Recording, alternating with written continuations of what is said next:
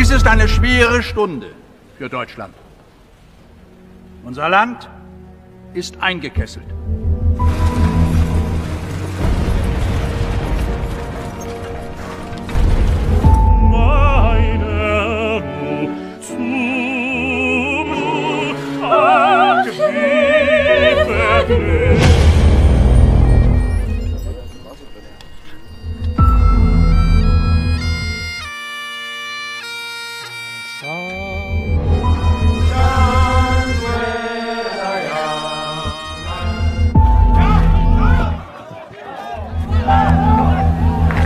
Allez, Moralek! L'autre! On va sortir!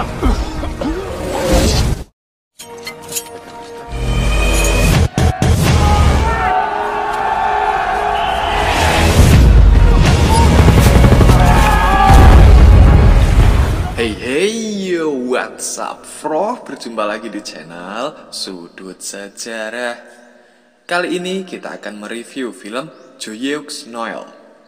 Film ini menceritakan mengenai gencatan senjata saat Perang Dunia I dan kedua belah pihak malah berteman dan bermain bola bersama saat hari Natal tahun 1914 nih, bro. Wah, kok bisa ya? Langsung saja, let's go lah kita bahas.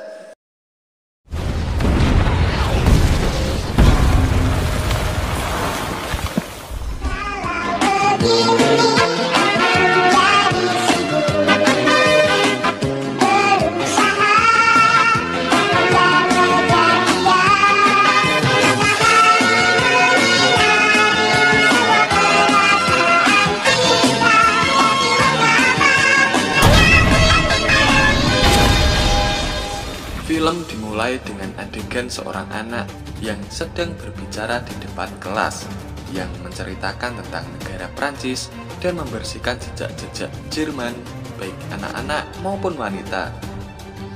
Adegan pun mulai berganti. Alam yang hijau, suasana yang tenang, udara yang segar. Mantap lah pokoknya. Lalu di sebuah gereja, ada seseorang masuk dan memberikan kabar bahwa perang telah dideklarasikan. Ia juga telah mendaftarkan adiknya untuk berperang bersama. Sang kakak nampak sangat bersemangat untuk perang, dan mereka berdua pun pergi keluar. Namun, Tuan Palmer nampak tidak senang mendengarnya. Berganti latar, ada seorang wanita yaitu Nona Sorensen sedang bernyanyi dengan merdunya. Saat Tuan Spring ingin berdua dengannya, tiba-tiba ada seorang tentara masuk dalam panggung. Tentara itu membacakan surat yang berisi agar rakyat ikut berperang demi negaranya. Di medan perang, Letnan Prancis yaitu Letnan Audebert sedang menyiapkan serangan. Sebelum itu, Letnan memberikan arahan dan bekal semangat kepada para prajuritnya. Setelah waktunya tiba, Letnan memerintahkan untuk memasang bayonet dan langsung pergi menyerang dengan seluruh pasukan yang ada.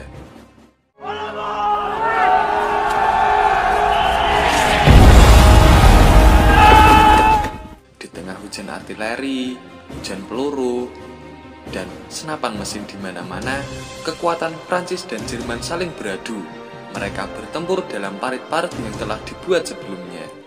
Kakak beradik di awal film tadi yang menjadi bagian dari tentara Skotlandia pun menjadi korban. Sang kakak terkena luka tembak dan tidak bisa bangkit lagi. Malam pun tiba. Tuan Palmer datang sebagai tim medis.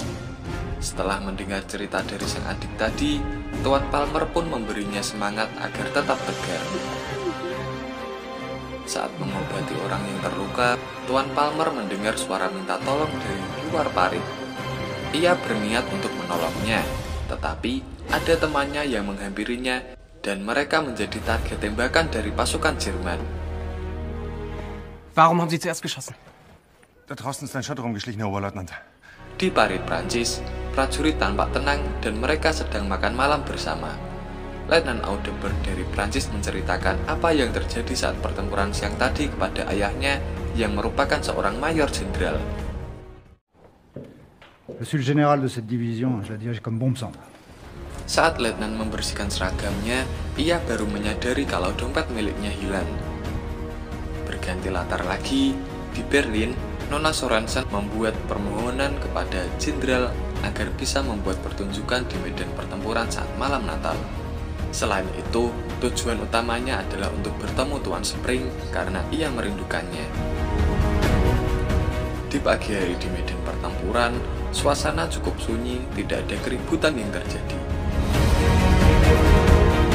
Di parit Jerman, para prajurit menyiapkan pohon Natal dan Tuan Spring diizinkan pergi selama 1 malam untuk ke kantor petinggi militer karena ada acara. Der Offizier soll sie gleich mitnehmen.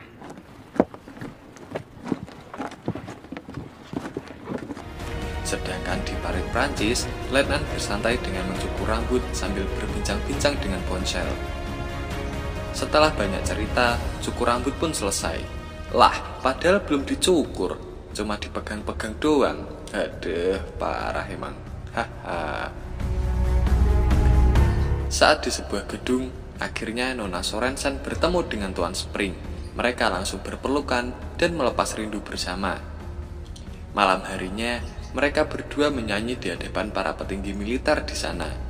Suara mereka sangat mantap, sehingga semua orang pun terharu mendengarnya.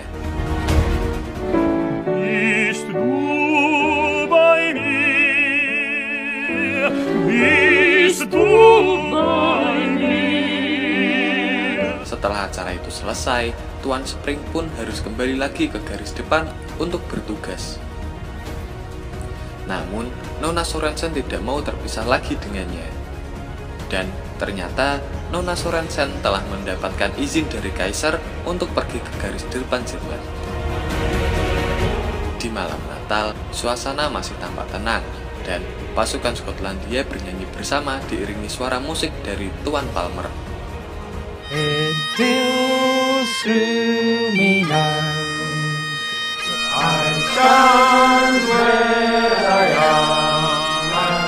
Pasukan Prancis yang mendengarnya pun ikut terharu dibuatnya. Pasukan Jerman, karena jaraknya tidak jauh dari parit Skotlandia dan Prancis, mereka masih tampak diam sambil mendengarkan nyanyian dari tentara Skotlandia. Tentara Skotlandia merasa semangat kembali seperti berada di rumah saat mereka bernyanyi bersama.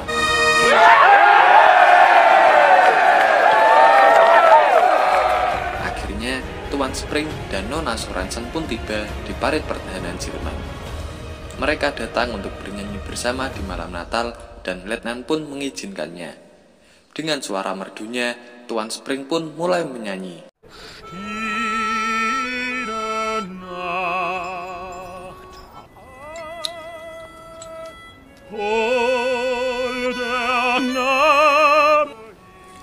Tuan Palmer yang mendengarnya pun berinisiatif memberikan iringan musik kepada Tuan Spring. Sambil bernyanyi, perlahan-lahan Tuan Spring keluar dari parit untuk menyanyi di luar. Saat lagu selesai, tentara Prancis dan Skotlandia memberi tepuk tangan meriah kepadanya. Tuan Palmer membunyikan musik lagi untuk mengajak agar Tuan Spring menyanyi lagi bersama. Tuan Spring pun berjalan ke tengah-tengah tanah tak bertuan sambil membawa pohon Natal.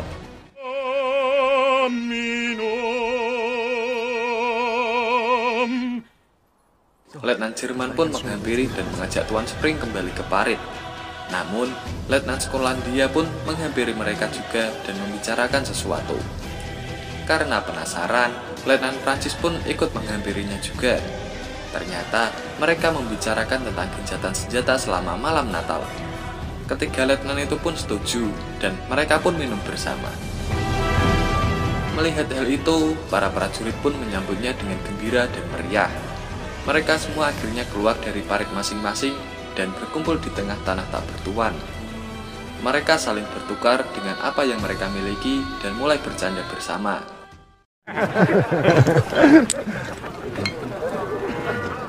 Saat ketiga letnan berbicara, Letnan Jerman teringat menemukan sebuah dompet saat serangan kemarin. Letnan Prancis pun berterima kasih karenanya. Pada malam itu, para prajurit semua berbincang-bincang tanpa adanya rasa permusuhan. Lalu, semua orang berkumpul untuk berdoa bersama yang dipimpin oleh Tuan Palmer dan dilanjutkan dengan nyanyian dari Nona Sorensen. Semua nampak terenyuh saat mendengar nyanyiannya.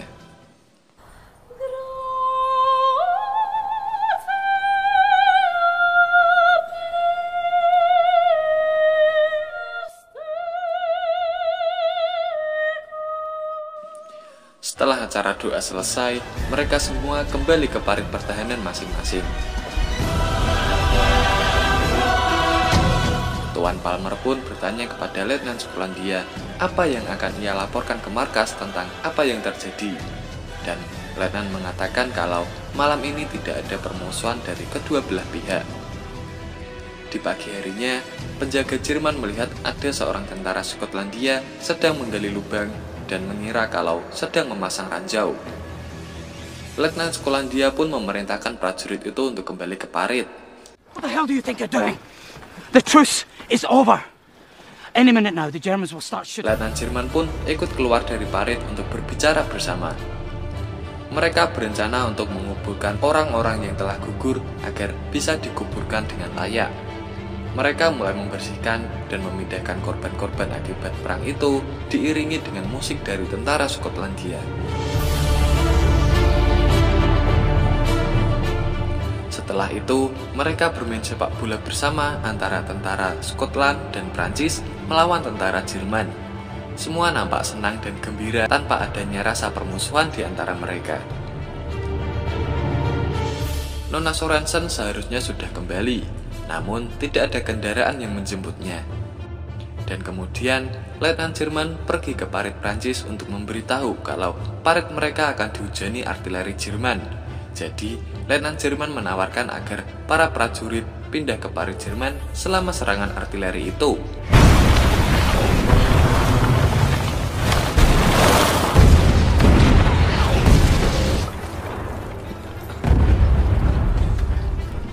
Setelah selesai, mereka kembali ke parit masing-masing dan bersembunyi lagi dari serangan artileri.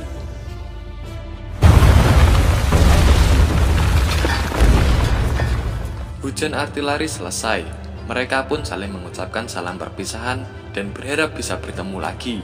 Touriste. Goodbye. Good luck. Right, boys?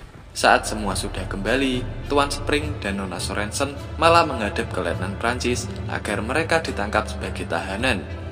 Mereka melakukannya agar mereka tidak dipisahkan lagi dan bisa terus bersama. Bah quoi, ce sont des prisonniers, alors vous les mettez dans la classe d'école et puis moi j'irai m'installer ailleurs. Di kantor pusat, mereka membaca surat-surat yang ditulis oleh para prajurit. Banyak yang menulis tentang perayaan Natal bersama dengan musuhnya.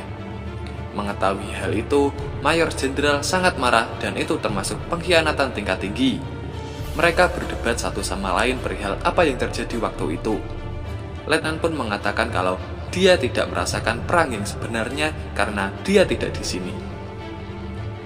Di pihak Jerman, pasukan dari Letnan Horst Mayer tadi akan dipindahkan ke Prusia Timur untuk menghadapi tentara Rusia. Mereka tampak pasrah dan tidak bisa berkata apa-apa karena sudah berteman baik dengan tentara Prancis dan juga Skotlandia. Wah, gimana pendapat kalian tentang film ini, Bro? Film ini diangkat dari kisah nyata loh. Film ini mengajarkan kalau sebenarnya orang-orang tidak suka berperang, tapi karena perintah dari pemimpin negara, maka apa boleh buat. Sampaikan pendapat kalian di kolom komentar di bawah. Sampai jumpa dan terima kasih.